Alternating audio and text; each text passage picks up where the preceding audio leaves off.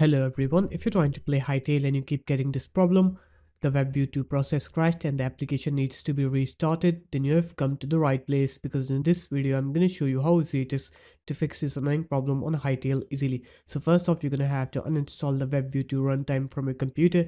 So just open up your start menu, right here control panel, and then open it up. You're going to go into uninstall a program. You're going to search for WebView2 runtime here. You're going to find the WebView2 runtime and then you're going to click uninstall and you're going to uninstall the WebView2 runtime from your computer. After that, you're going to open up your start menu. You're going to write here run and then you're going to write here data. You're going to go into local and here you're going to find the folder called WebView2 and you're going to delete that folder. Also, you're going to delete any files that have the name WebView2 outside here. So just delete those files. After that, restart your computer. And once you're done with the restart, open up your web browser, go on to this link. I'm going to put this link into the description of the video.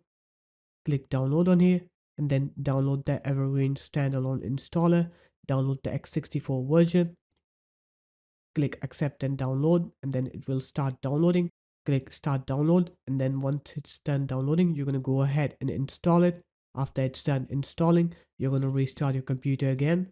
And once you're done with the restarting process, now you're going to open up Hytale and you're going to try to play the game and you'll see that your game will now work correctly. You will not get that WebView2 process has crashed error anymore.